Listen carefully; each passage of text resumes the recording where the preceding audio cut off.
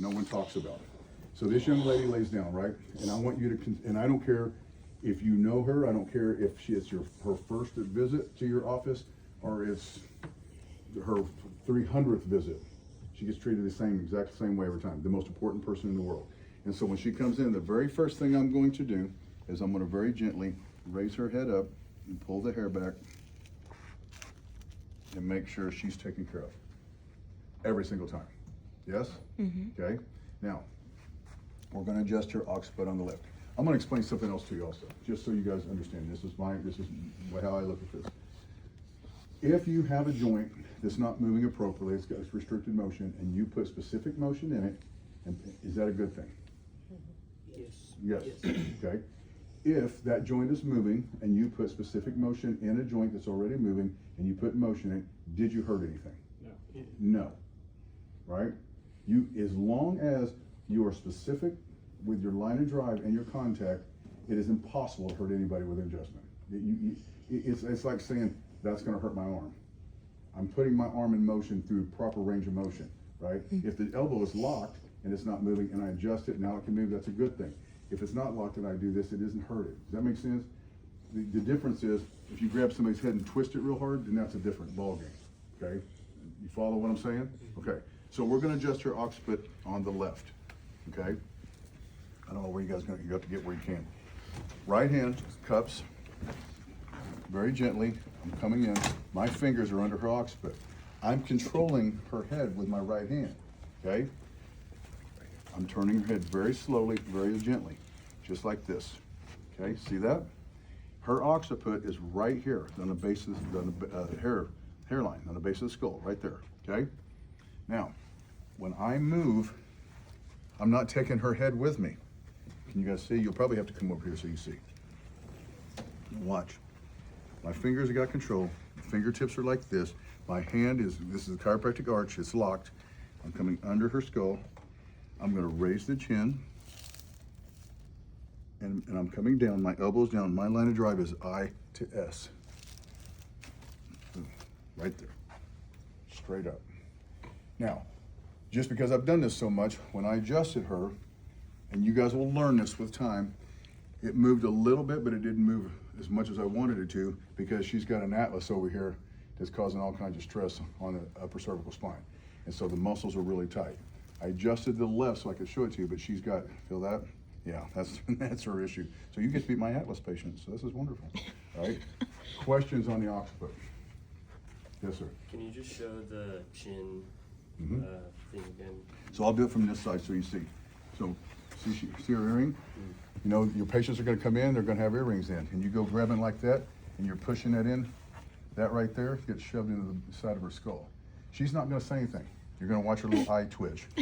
She won't say a word. You know what she won't do? Come back tomorrow or refer.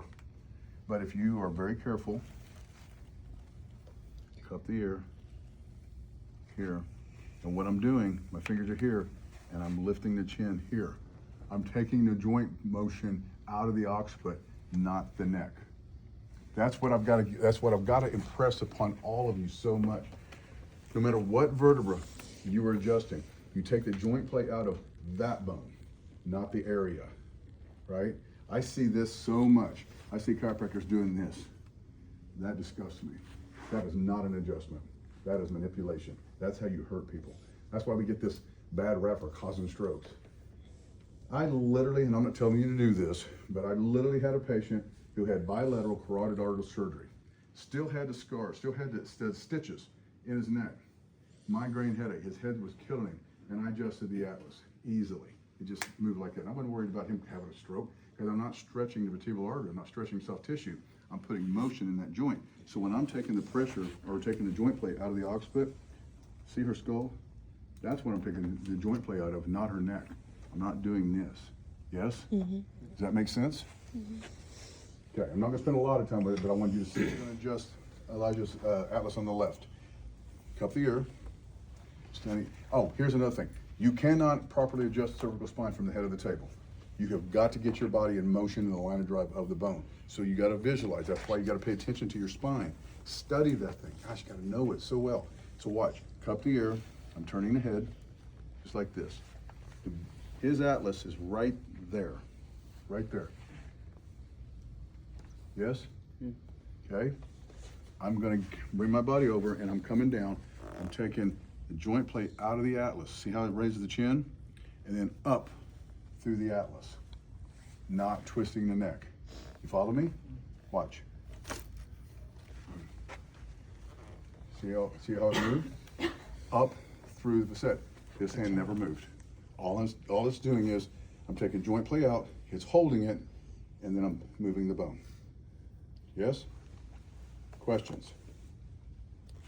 Are you doing just a bicep flip? Mm-mm. Coming under here, and I'm coming through. So you're using your whole body. You're using your wrist, but you've got to visualize what you're doing. You're picturing the atlas. Your atlas. So here's the thing. I'm grossly overstating this or over-exaggerating this, but here's the atlas, and it's sitting like that. And your contact is right here, and you're driving up, back. I know that's not what's happening, but you guys get my point. Through. Yes? The main thing I want you guys to get tonight, what we're going to work on tonight, you're not going to learn to be great adjusters tonight. What you will learn tonight is that how to find the atlas, where the contact is, how to set your fingers up, how to get down in your line of drive, okay? And then upper tries, and we can all adjust. What I want you guys to do, and we're going to take our time. We're going to spend time. Let's with her. Yeah, right there. Feel that? Mm-hmm. Okay. So I'm coming under the C5. So my fingertip, again, middle finger is on the lamina. See how I'm touching the spinous, but I'm still right here. Okay. Now watch. Cupping the ear. Now this time, my line of drive is that way. Okay. I have to come up through the facet. So I'm taking the head. I'm coming under, and now I'm coming this way. I'm just coming in here, right? And I'm going up through the facet. But you have to stay, the secret to this adjustment is staying on the lamina. If you come off of it, all you're going to do is drive into the soft tissue. What's the big bundle of nerves down here called? Yeah, don't jam your hand into that. It's not a good thing. It doesn't make you look smart, right? So watch. I'm coming down, taking my time. She tried to be stubborn, okay? Now that's gonna happen, and it was kind of my fault. I was expecting it to be real easy, and she's got a lot of tension. You got some old injury down there, okay? When you've been in practice for a long time, it's like watching somebody learn how to play the piano and someone's been playing for years, right? There's a difference. You learn when you make an adjustment, you learn how it feels, and then you can almost tell what's going on inside the body just by the way that joint moves. And I can tell that she's had some injury. You're too young to have it for very long, but you've had some sort of whiplash in that part of your neck, haven't you? I'm not sure. I'd love to see her x-rays. You got any? Mm-hmm. So send those to me. I will. Yeah, because I can tell by the way she adjusted that there's a lot of, as young as she is, that should have just been like smooth. And when I went to adjust it easily, it didn't move. So then I had to get more line of drive and more tension and come up through it. Okay, and that's going to happen sometimes. Not doing a consultation exam and x-rays. I don't know her, so I'm just going off feel. But you guys get my point, what I'm saying? So if I'm going to adjust her on this side, we're taking our time, cupping the ear, same thing, moving the head out of the way, 7, 6, 5, underneath, up through, okay? You have, when your guys come in with hip pain, watch this.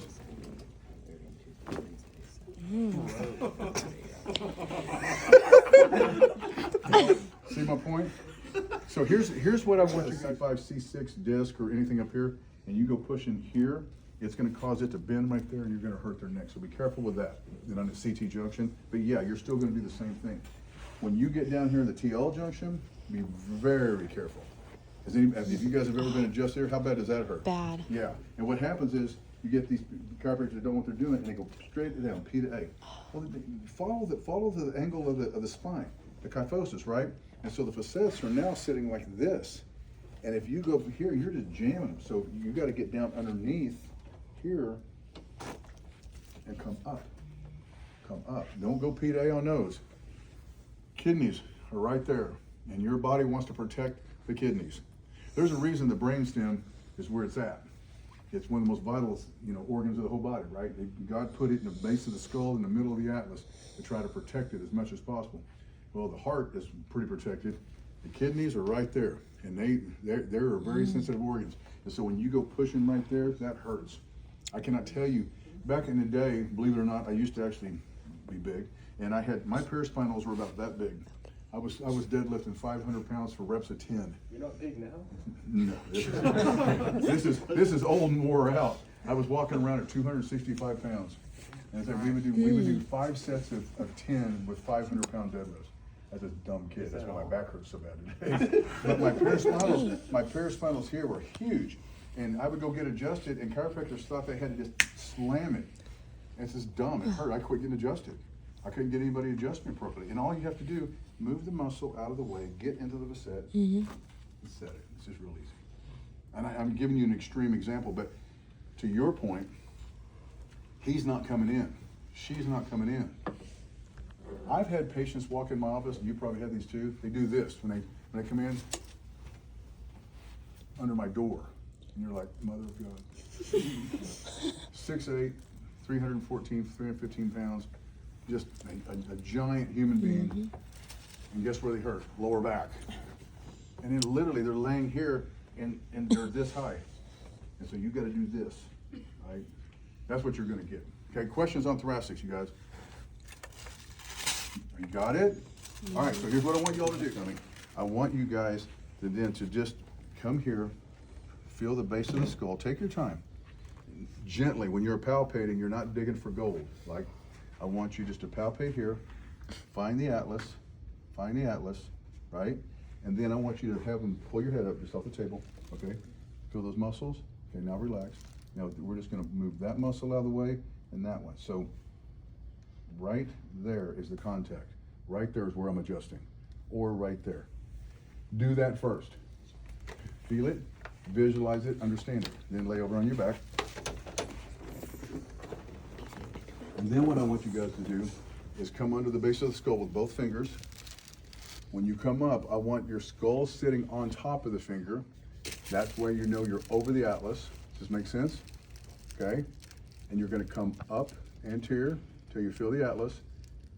And then all you're gonna do is separate your fingers a penny between, right? Maybe just a quarter, okay, whatever. And then up. That is your contact.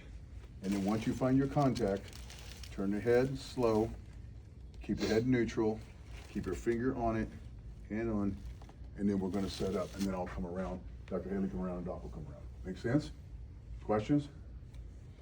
We good? Can't get around them, right? And so I had to teach myself prone, but you gotta have the right table for that, which I'll show you all tomorrow. But then I had to come up with another way to adjust them. And not only that, man, I tell you what, you start seeing where you're seeing, 60 in the morning, 60 in the afternoon, 80 in the morning, 80 in the afternoon. When you start 120 in the morning, 120 in the afternoon, which I don't know if you all would ever do that, but I'm just telling you, you're gonna get tired. You just are. And then but patients don't care. They're coming in at 5:30, you've seen 130 people, and you're like physically not taking care of yourself. You're tired, they don't care. They want their adjustment. So I created this, I call it my cheat move. So lay on this side, face me this way. Now, it's not specific like I teach you, but you can get as specific as possible. So same postures or same setup, bring the knee up. We're gonna come over.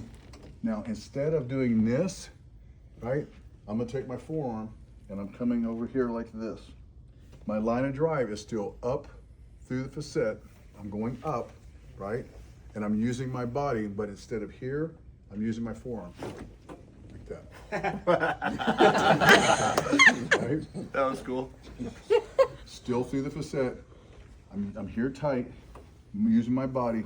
I'm not hurting my shoulder, and I'm not using a lot of energy. And how easy did that move? I loved it. Yeah. What was your elbow on? It wasn't my elbow. My forearm. Flex that again? It's right here. Oh, now we did it. Right there. Okay, that makes sense? I will have to do that quite a bit. Can I feel that on me? Hmm? Can I feel that on me? Yes, you can. I was just looking for somebody big to pick on. Just lay on your side, please. Here's the key to this, you guys. You have got to make sure you have leverage. You've got to stay contact up here. You can't let them come over here. You got to keep this. Bringing the knee up. You've got to be in control of your patient. I'm leaning against him. See this? He's not going to fall. I got him, right? Here's my fifth lumbar. My line of drive is up. Boom. How easy that move. Watch. Boom. This way, not this way, because that twists. This way. Yes? Yes, sir. On both of those, like not the cheating way or like the whatever, is your hip line of drive following your hand? Yes. So when Yes. so It's both. there. I'm bringing him here. There. This. This doesn't hurt. I'm using my body. I'm not hurting me. I'm getting motion. Boom. Yes? Or a lot. I mean, you do, but it just more than you're going to see some third lumbars. Okay. You're going to see sacrum too. L5S. When I see sacrum, I will tell you, I've done this a lot. You're going to have kids with bedwetting. A lot of times they're anywhere between 6 and 9 years old. Go to the sacrum, and it almost. I just had one. He just completely stopped after 2 weeks of adjustments. I've got one. He was 6 when I started adjusting him. He was a little wrestler, and it was a big deal because he couldn't stay out with his friends. He couldn't go on trips or nothing with his buddies because he wet the bed. Started adjusting him. 2 years ago, not last year, the year before, I spoke at a conference in Denver, the Mile High Conference. Guess who was one of the other speakers? Seth. He went to chiropractic school. He graduated from here. Seth Ryan. Did you ever know Seth Ryan? He was probably here when you were here. And Seth, but he graduated from here. Now he's practicing chiropractor, and we spoke on the same stage. It's pretty cool. You know, and he told the story. You know, he didn't tell about he was bedwetting, and I'm sitting there going, "Tell him the real story." This side face me this way. So when you're doing this, take your time. Don't pull the shoulder.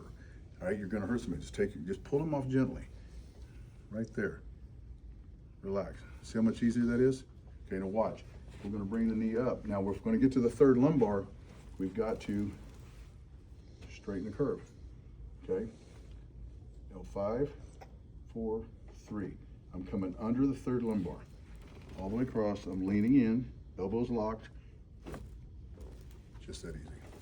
It just drops. You're dropping down through your knee. That's on his knee, and then through your hand at the same time. Yep. And it's boom. Contact in the But I'm not forcing my shoulder into it. I'm up here on high and I'm just using my body.